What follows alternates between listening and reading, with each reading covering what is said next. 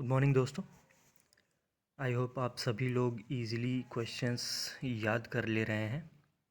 ठीक है, हम 91 क्वेश्चन से शुरू करते हैं आज। Okay.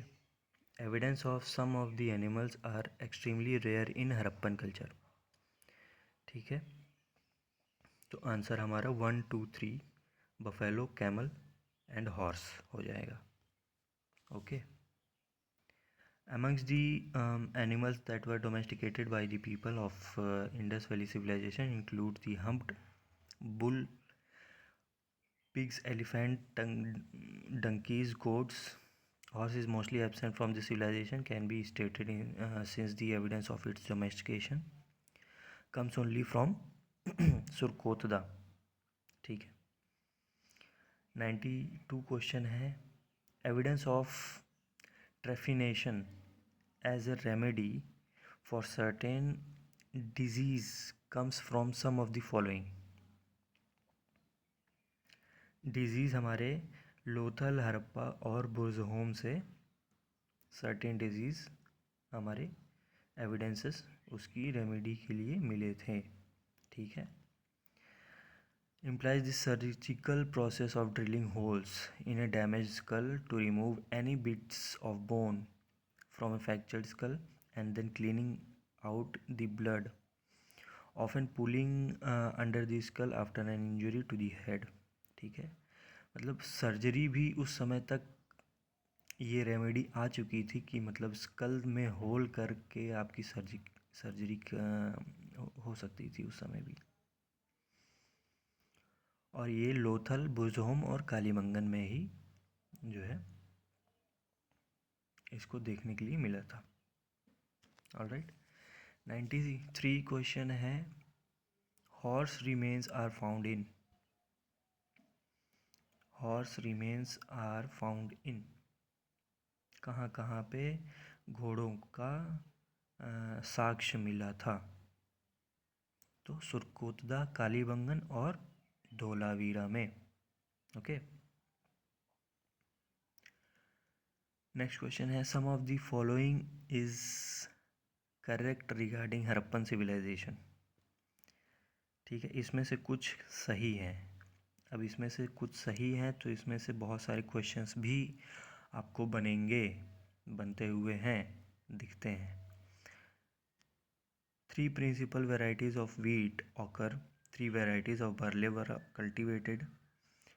Lentils were cultivated. Among oil seeds, mustard, linseed and sesame have been found. तो ये चारों ही आपके सही हैं। वीट भी पाया जाता था, बार्ले भी मतलब जौ भी होता था, लेंटिस भी होता था। ठीक है, ऑयल सीड, मस्टर्ड वगैरह सब होता था। ठीक है। नेक्स्ट क्वेश्चन है हमारा 95th क्वेश्चन है। Match of the following Nageshwar consistent of Harappan sites. ठीक है, कंज्यूमर इंडस्ट्रीज।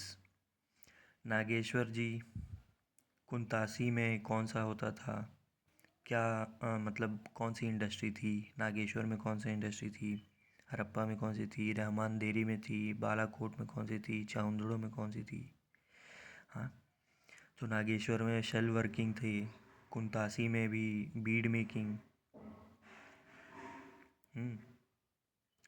और हरप्पा में कॉपर वर्किंग होता था, और रहमानदारी में टेराकोटा केक्स होते थे, बालाकोट में शेल बैंगल्स होते थे, उनका कारोबार होता था।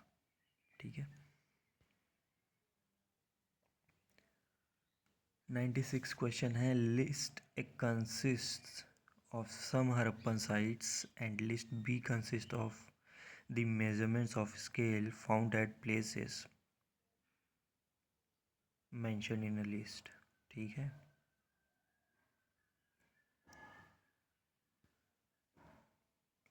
ये हरप्पा में जो मेज़रमेंट्स होती थी प्लेसेस के, वहाँ पे कितने कितने पाए जाते थे। 3 specimens of scales have been found in Harappan civilization from Harappa. ठीक है, तो इसका आंसर यहाँ पे भी 3 क्वेश्चन अपने आप में ही बन रहे हैं कि हड़प्पा से अलग पूछ लेगा वन लाइनर में, और मोहनजोदाड़ो का भी अलग से पूछ लेता है वन लाइनर से, लोथल का भी पूछ सकता है। ठीक है, तो ऑप्शन सी हो जाएगा, हड़प्पा का 93.4 हो जाएगा है, मोहनजोदाड़ो में आपका 6.7 एंड लोथल में 25.56। ओके, 97 क्वेश्चन है, which of the following was a land measure. समझ रहे हो, लैंड मेजर को हम उस समय क्या, मतलब उस समय के लोग क्या बोलते थे, लैंड मेजर हम किस चीज़ से करते थे, मतलब कि क्या बोलते थे, जैसे अभी बीघा होता है या फिर बिस्सा होता है, तो उस समय क्या होता था, तो उस समय होता था निवर्तना, was a land measure containing 400 square poles,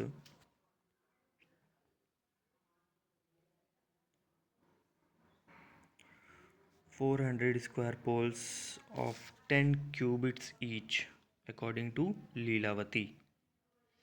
98th question है, which of the following is the smallest measure, सबसे छोटी इकाई मेजरमेंट में कौन सी होती थी, तो वो होती थी अधाका। अधाका is the smallest measure. Equal attention is given to the measurement of time based on the device named the Nalika, being the time taken by for one adhaka of water to flow out of a pot through a hole of the same diameter as that of a wire 4 angulas long made from 4 masses of gold। ठीक है, सबसे छोटी इकाई अधाका होती थी। तो ये सारे क्वेश्चंस आपको रट जाने चाहिए। ठीक है, इसमें कुछ नहीं है यार, कुछ नहीं। अब बफेलो, कैमल और मतलब हॉर्स, पिग, अब ये सब अगर ये सब तो याद ही हो जाना चाहिए ऑलमोस्ट इजीली, बहुत इजी है।